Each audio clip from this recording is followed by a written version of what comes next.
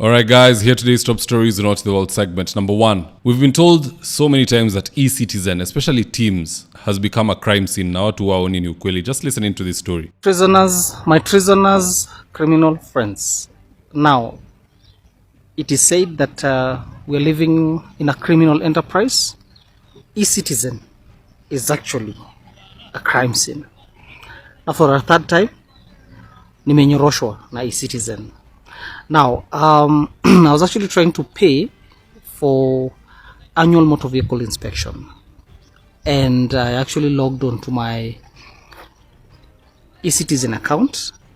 Actually, just to bring this to context, this is actually the third time this is happening.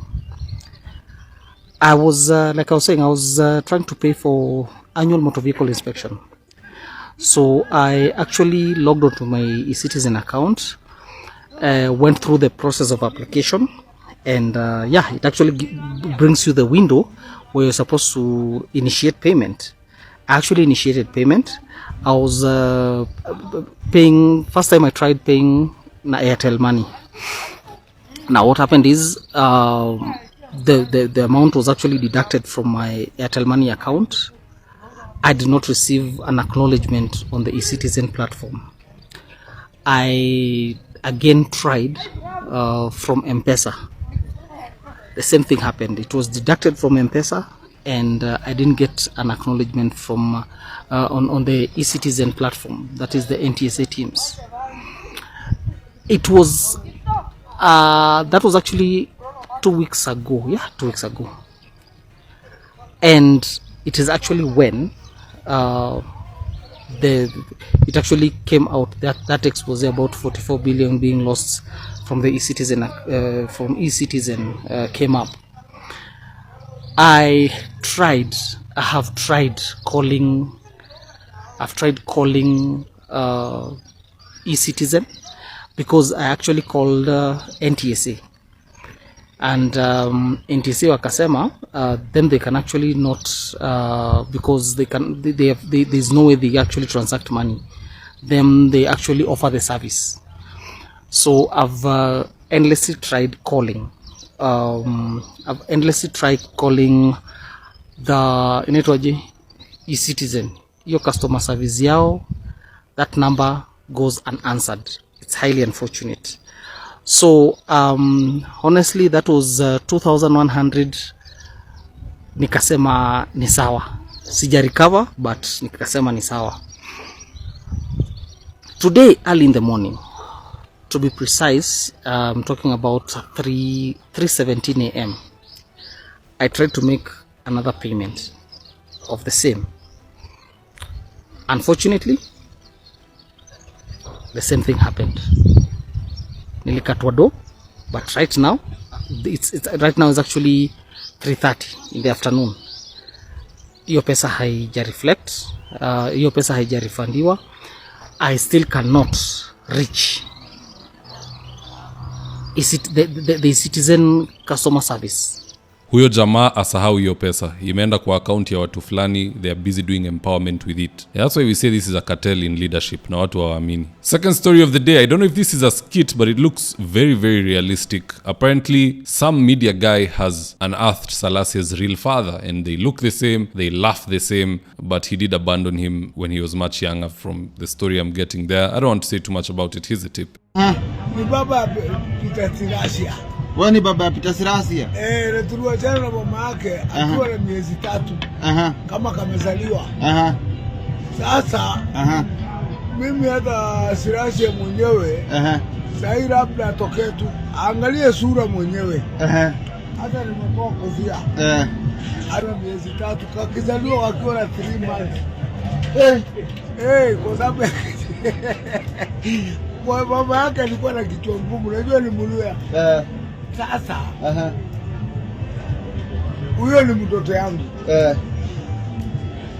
Najaribu kutafuta mahali wali. If that's the real dad, it's upon PK to choose whether he reaches out or not. I don't know their relationship. It's quite frankly not even my business. 35th story of the day. Murkomen is now threatening police officers that they cannot say one term or engage in politics. It's very bonkers, considering he's a CS who should not be engaging in politics, yet he does so every other day. Na hakuna mtu anamcall out. Here's a tip. Hakuna chief or assistant chief or a police officer atapatikana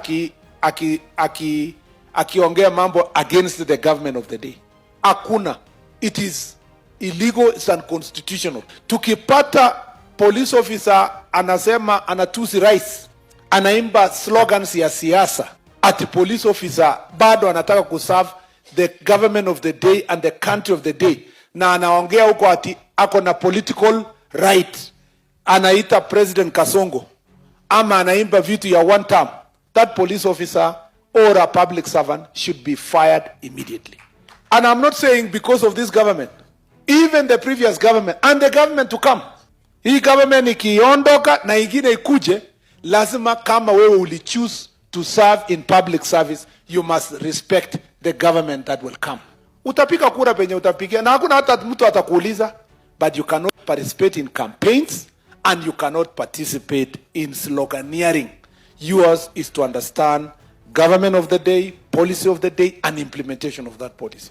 That is why nikiwa hapa najivunia nyinyi sana. Murkomen, being a lawyer, should understand that there's something called freedom of speech. If those same officers, those same chiefs and so on, government employees are eligible to vote, then they can also discuss politics and say what they feel. You want to raid their payslips, ukate SHA, ukate housing. In fact, government employees are the most affected. They have no option. Serikali iki-implement a new tax, they're the first to feel it. But they cannot dare talk back. That's BS. Let people speak their heart and mind, especially if you are taxing them without consulting them, then they can also discuss you and your character. And if they're on the wrong, this CS is also on the wrong. Every other day anaongea politics. Nimesikia akiita Rigathi mtu kumbafu, ati ajui alifika aje kwa hiyo kiti. Is that not politics? Aren't CSs supposed to be apolitical? You know, there's a verse in the Bible which says, remove the log from your own eye so that you can see the speck in your brother's eye. I think that applies in that particular case. Anywho, guys, that's just my take on the matter. Do drop me your comments in the comment section below. I'll do my best to read them and to give you a response. And with that, here's the ad of the day. If you're in need of electrical wiring, solar installation, or electrical fittings such as strip lights, snake lights, downlighters, or chandeliers, contact Engineer Wycliffe at 0707 476602 and he'll get your house dapped up.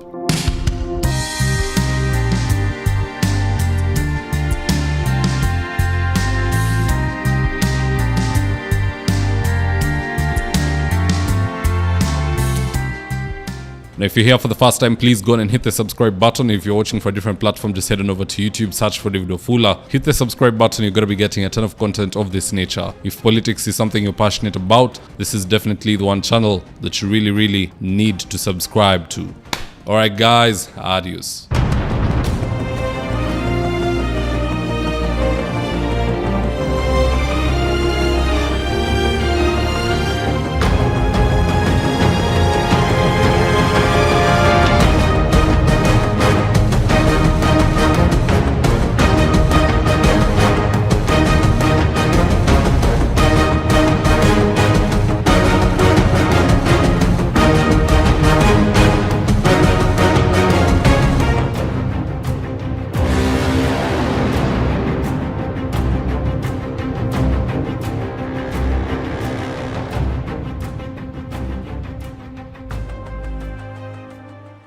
Thank you for choosing David Wafula as your primary news platform.